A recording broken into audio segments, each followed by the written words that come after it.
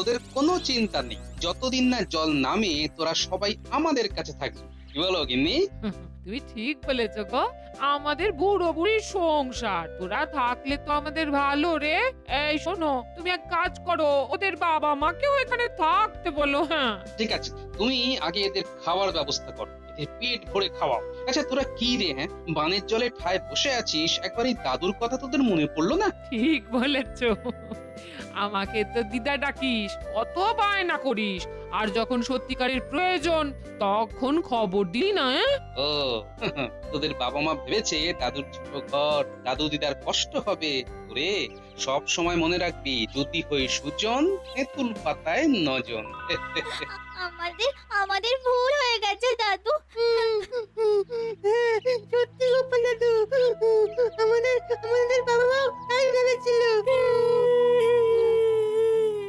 আমরা বলেছিলাম চলো সবাই দাদু আর দিদার কাছে।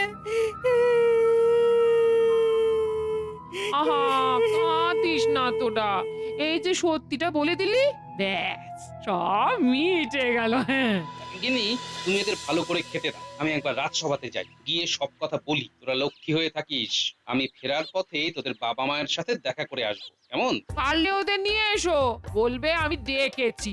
আমাকে ওরা সবাই খুব মানি করে, ভয় করে, দেখবে ঠিক সুর করে চলে আসবে।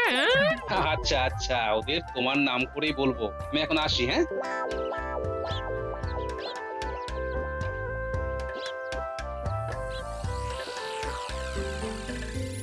এ কি, এখনো গোপাল আসেনি? এখন বিশেষ অধিবেশন চলছে, এই সময় প্রতিটা মুহূর্ত কত জরুরি। মহারাজ, আপনি কার উপর নির্ভর করছেন? গোপালের ওপর? মন্ত্রী, এবার তুমি একটু থামো। তোমার এই গোপালের প্রতি বিরাগ এখন আমার বিচার্য বিষয় নয়। ওই তো গোপাল আসছে। ও গোপাল, তোমার কেন এত দেরি? তুমি এসো না তাড়াতাড়ি। প্রণাম মহারাজ। এ কি, আজ তোমার এত দেরি হলো কেন? কি আর বলবো মহারাজ, সকালে আমার নাতি নাতনি গুলো আমার বাড়ি এসে হাজির। আমি থাকতে তোমার বাড়ি কেন? আমি রাজা, আমার কাছে আসবে, আমি ওদের প্রতিপালক। সেটাই তো গোপাল ভুলে গেছে। গোপাল মনে করেছে যে গোপাল রাজা। ক্ষমা করবেন মন্ত্রী মশাই, আমার নিজেকে রাজা ভাববার মতো কোনো মানসিকতা নেই। মন্ত্রী, নিজেদের মধ্যে বিবাদ এবার বন্ধ রাখো। এই বিষয়টা আমি বরং পরে দেখব। এখন প্রজাদের মনে এই বিশ্বাস আনতে হবে যে কেউ না থাকলেও রাজা ওদের সাথে আছে। এটাই তো সঠিক কথা মহারাজ, রাজাই তো ভগবান। বাহ বাহ বাহ, খুব ভালো বলেছো তো। আমি তোমার এই কথায় খুব খুশি হয়েছি। আমাদের রাজা আমাদের কাছে ভগবান, এটা সবাইকে বোঝাতে হবে। সাধু সাধু। এ কি গোপাল, মন্ত্রীর কথায় কোনো উত্তর দিলে না তো? তা তুমি কি মন্ত্রীর কথার সঙ্গে একমত নও? না মহারাজ, আমার কাছে রাজা প্রজাদের প্রতিনিধি, রাজা ভগবান নন। আর প্রজাদের প্রতিনিধি হওয়াটা খুবই গৌরবের বলে আমি মনে করি। গোপাল, তুমি কি বলছো তুমি বুঝতে পারছো তো? মন্ত্রী, তুমি ঘোষণা করে দাও, মহারাজ প্রজাদের স্বার্থে তার কোষাগার উন্মুক্ত করে দিয়েছেন। এটাকে আত্মপ্রচার বলে মহারাজ। বন্যা কবলিত প্রজাদের পাশে দাঁড়ানো রাজার কর্তব্য, এটা প্রচারের সময় নয় মহারাজ। তোমার স্পর্ধা দেখে আমি অবাক হয়ে যাচ্ছি। তোমাকে আমি একটু বেশি গুরুত্ব দিই বলে তুমি কিন্তু মাথা কিনে নিতে পারো না। আমি তো সত্যি কথা বলতে ভয় পাই না মহারাজ, একদিন আপনি আপনার ভুল বুঝতে পারবেন। গোপাল, অনেক হয়েছে, এবার থামো, নইলে রাজসভা থেকে তোমাকে বহিষ্কার করতে বাধ্য হব। অন্যায়কে আমি সহ্য করি না মহারাজ, আপনাকে কষ্ট করে বার করতে হবে না। আমি স্বেচ্ছায় এই রাজসভা ত্যাগ করলাম। বাহ বাহ বাহ বাহ, এ তো মেঘনা চাইতেই জল, বাইরেও জল, রাজসভার ভিতরেও জল।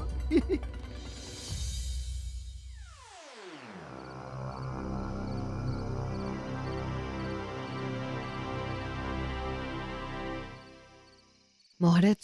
কিছু বলবে রানী? হ্যাঁ মহারাজ, গোপাল আপনার রাজসভা থেকে চলে গেছে। ও চলে যায়নি, আমি ওকে বহিষ্কার করেছি। তর্ক করব না, আমার কাছে খবর ছিল যে গোপাল আপনার কোনো কথাই একটু বিচলিত হয়ে রাজসভা ত্যাগ করে। আপনি বলছেন অন্য কথা। আপনি যখন বলছেন তখন মহারাজ আপনার কথাটা সত্যি বলেই ধরব। আচ্ছা, গোপালকে আমরা বোধহয় একটু বেশি প্রশ্রয় দিচ্ছি। কিসের প্রশ্রয় মহারাজ? ভালোবাসা আপনার কাছে প্রশ্রয় কবে থেকে হলো? আপনি কি গোপালকে ভালোবাসেন না? আমার মুখের উপর যে কথা বলে তাকে আমি মোটেই ভালোবাসি না। আর সে যদি আমার অধীনস্থ কর্মচারী হয় তবে তো আর কথাই নেই। পুরো বিষয়টা আমি শুনেছি মহারাজ। আমার মনে হয় গোপাল যেটা বলেছে সেটা ঠিক। প্রাণে আত্মপ্রচার ভালো না মহারাজ। রানী, তুমি কি বলছো? আমি রাজা, আমার প্রজারা আমাকে সর্বশক্তিমান মানে এটা বলা আত্মপ্রচার? যে জেগে ঘুমোয় তার ঘুম ভাঙানো আমার কাজ নয় মহারাজ। একটু কটু সত্য কথা বললাম, ক্ষমা করবেন।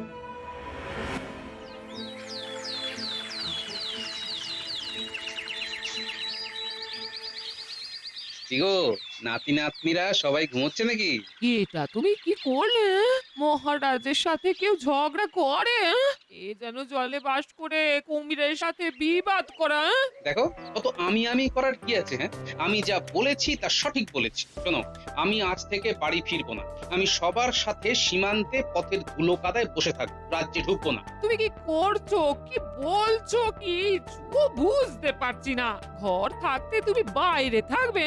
হ্যাঁ, মহারাজকে ঠিক পথে আনতে এটা ছাড়া আমার আর কিচ্ছু করার নেই গিন্নি। শোনো, মহারাজ লোক পাঠিয়ে আমার খবর জানতে চাইবেন।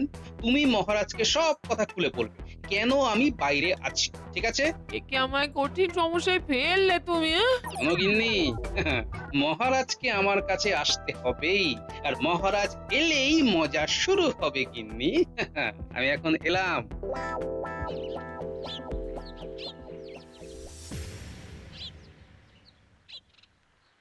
রাজ্যের কোনায় কোনায় আপনার কথা পৌঁছে গেছে মহারাজ। আচ্ছা, আমার কি ভাবনাতে কোনো ভুল ছিল? ছোট মুখে বড় কথা মহারাজ। হ্যাঁ, আপনার ভাবনাতে ভুল ছিল। আপনি সর্বশক্তিমান হতে চেয়েছিলেন, কিন্তু সর্বশক্তিমান আপনি নন। কি সব বলছো বিজ্ঞানী? তোমারও কি গোপালের মতো মাথা খারাপ হয়ে গেল? এই জন্যই বলি বেশি পড়াশুনো করো না। চুলদারির সাথে সাথে বুদ্ধিটাও তাড়াতাড়ি পেকে যায়। বেশি পাকলে আবার পচন ধরে।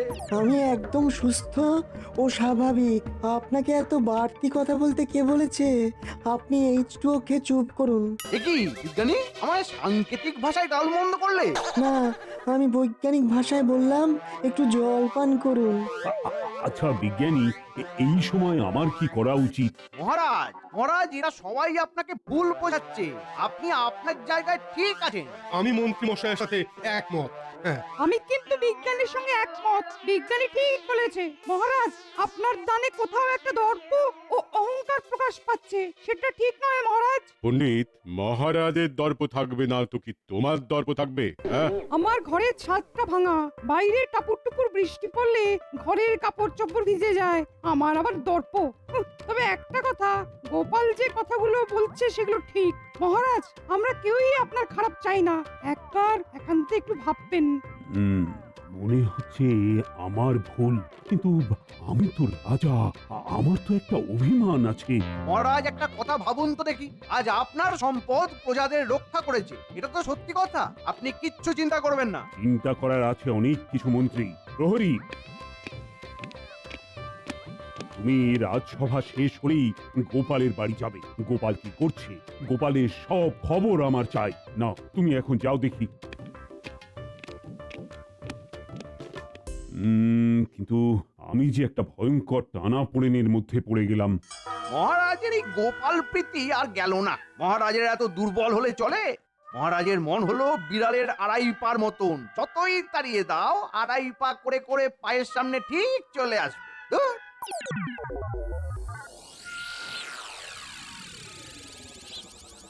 মহারাজ গোপাল দাদার খবর জানতে চাইছেন। খবর জেনে আর কি হবে? উনি কি আর ঘরে আছেন? সে কি, গোপাল দাদা কোথায় গেছে? ওই যেখানে আমাদের বাবা মা আর সব লোকেরা বসে আছে সেখানে, ওই খোলা মাঠে জল কাদার মধ্যে। আমাদের রাজ্যের সীমান্তে সবার সাথে আমাদের গোপাল দাদু আছে। গোপাল দাদুরা খুব কষ্টে আছে। আমাদের বাবা মায়েরা খুব কষ্টে আছে। তুমি গিয়ে মহারাজকে সব বলে দিও প্রহরী কাকা। আমাদের আমাদের গোপাল দাদু আর ওখানে যারা রয়েছে তাদের সবার জন্য খুব কষ্ট হচ্ছে। আমি মহারাজকে গিয়ে সব জানাবো। আমি এখন আসি।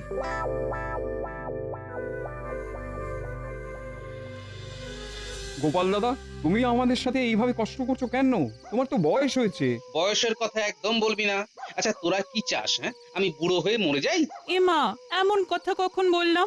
মরবে তোমার শত্রু, তুমি আমাদের সাথে সব সময় এইভাবেই থাকবে। তবে বয়সের কথা একদম বলবি না। ওরে, আমি এখানে আছি একজনকে সিধে রাস্তায় আনবো বলে। খুব অহংকার, সব সময় আমি আমি আমি সাহায্য করব, গৃহহীনদের আমি গৃহ দেব। মহারাজের এই আমি আমি ভাবটা আমাকে খুব আঘাত করেছে। আমাদের এই ভাগ্য গোপাল দাদা। আচ্ছা আচ্ছা গোপাল দাদা, তোমার কি মনে হয় মহারাজ ঠিক পথে ফিরে আসবেন? অত সহজ নয় এই বিষয়টা। মহারাজের অহংকার মহারাজকে ফিরতে দেবে না। তার উপর আমাদের এই ষড়যন্ত্রী মন্ত্রী মশাই আছেন না। তবে তুমি কি করে আশা করছো যে মহারাজ সিধে হবেন? এক গোপালে যদি না হয়, ওদিকে রানীমা আছেন। আজ নয় কাল মহারাজ সিধে হতে বাধ্য।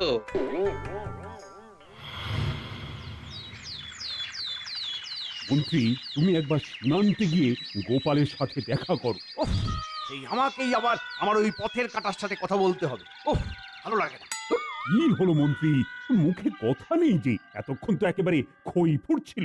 মহারাজ, আপনি যা আজ্ঞা দেবেন সেটা মানতে আমি বাধ্য।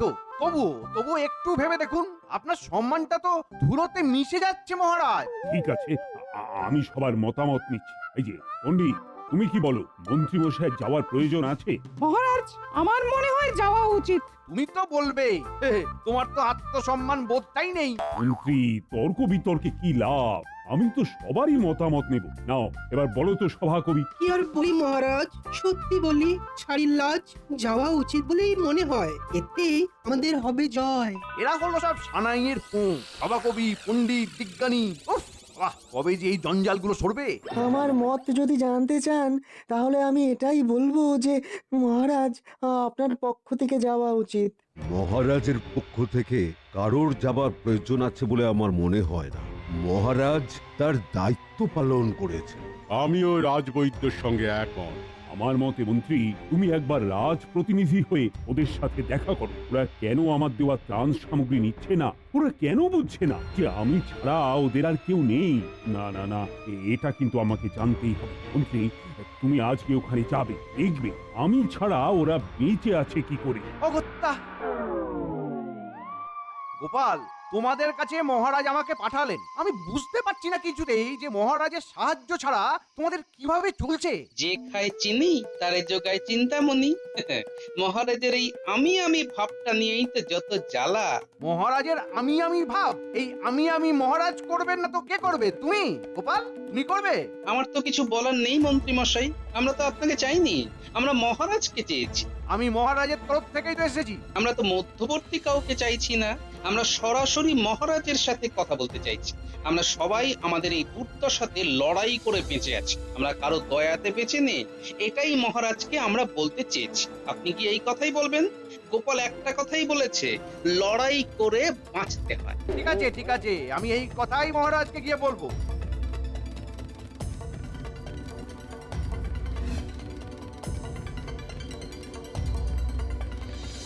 গোপালের খুব বার বেড়েছে মহারাজ। কি সব কথা বললো, আমি তো ভেবে পাচ্ছি না মহারাজ যে এই সেই গোপাল। বলছে লড়াই করে বাঁচতে হয়, কারো দয়াতে নয়। গোপাল তো আমার সাথে কোনো কথাই বলতে চাইলো না মহারাজ। বললো আমরা মহারাজের সাথে কথা বলবো। মহারাজ কি রাখছে? মহারাজ একটু রাগুন না। উফ, আরে মুখ দেখে তো কিছু বুঝতেই পারছি না। সবই তো শুনলাম। মন্ত্রী, তুমি তোমার ঘরে যাও, আমাকে বরং একটু ভাবতে দাও। কিছু বুঝতে পারছি না, মুখ দেখে তো কিছুই বুঝতে পারছি না। ঠাকুর ঠাকুর, মহারাজকে একটু ডাকিয়ে দাও ঠাকুর। আসছি মহারাজ।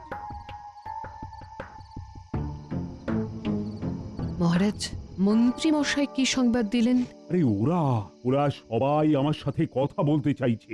আপনার ওদের কাছে যাওয়াই উচিত মহারাজ, নইলে অন্য রাজ্যে একটা খুব খারাপ বার্তা যাবে। আপনি বুঝতে পারছেন না, ওদের সাথে গোপাল আছে, গোপালের বুদ্ধি আছে, আর সবচেয়ে বড় কথা গোপালের সততা আছে মহারাজ। ঠিক আছে, আমি আজ এক্ষুনি গোপালের কাছে যাব। একা যাবেন না, সব সভাসদদের নিয়ে চলুন। পারলে গোপালকে ফিরিয়ে আনুন মহারাজ।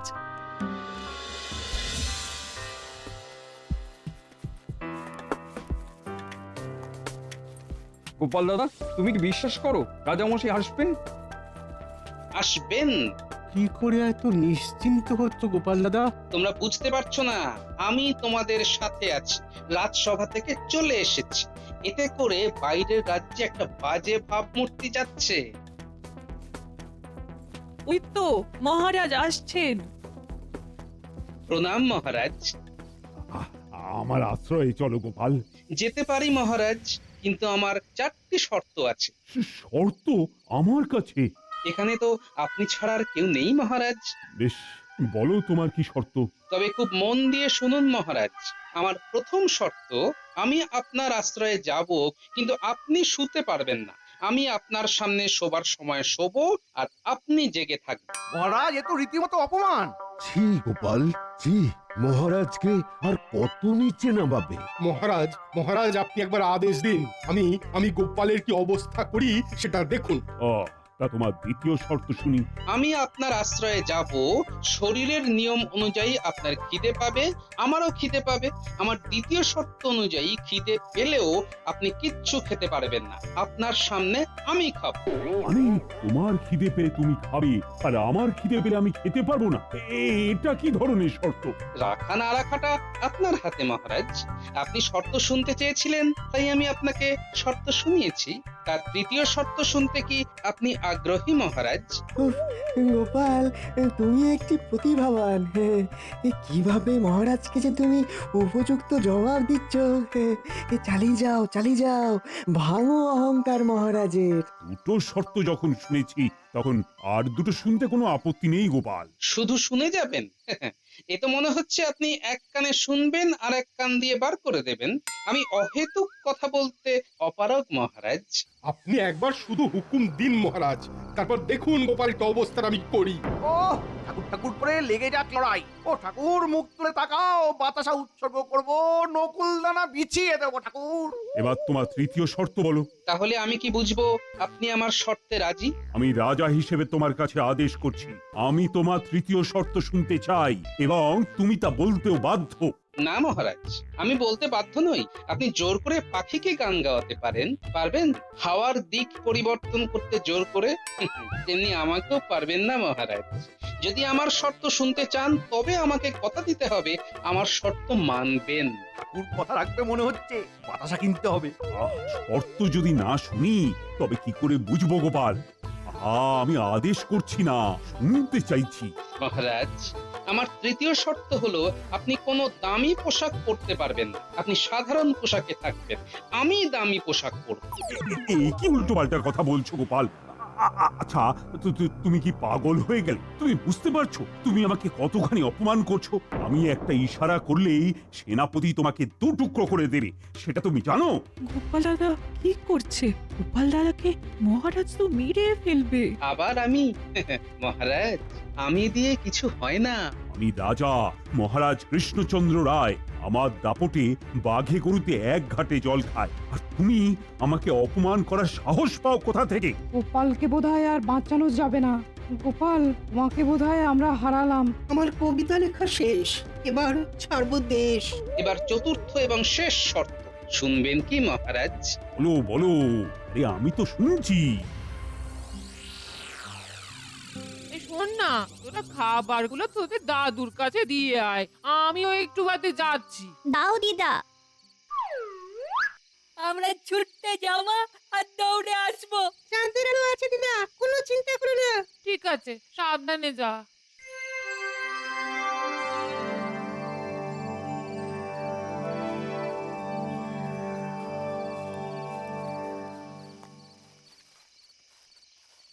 মহারাজ, আমার শেষ শর্ত হলো আমি যেখানে যেখানে যাব মহারাজ, আপনাকেও সেখানে সেখানে যেতে হবে। আমার সব শর্ত আপনার কাছে রাখলাম, এবার আপনি কি করবেন সেটা আপনার উপর ছাড়লাম। তুমি আমাকে অপমান করার সাহস পেলে কোথা থেকে? এগুলো তোমার শর্ত? এই প্রতিটা শর্তের মধ্যে দিয়ে তুমি আমাকে চূড়ান্ত অপমান করে গেছো। মহারাজ, আজ কৃষ্ণনগরের প্রতিটা মানুষ কিন্তু আপনার উপর ভীষণ হতাশ।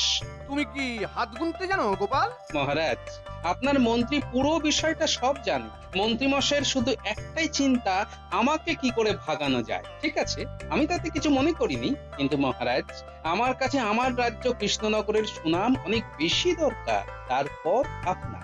আমার সুনাম যদি তোমার এত বেশি চিন্তার হতো তাহলে তুমি আমার কাছে এই শর্তগুলো রাখতে না। মহারাজ, এবার আপনাকে শর্তগুলো একটু ব্যাখ্যা করি। আমি এই খোলা আকাশের নিচে শুয়ে ঘুমোই এবং নিশ্চিন্তে ঘুমোই, যার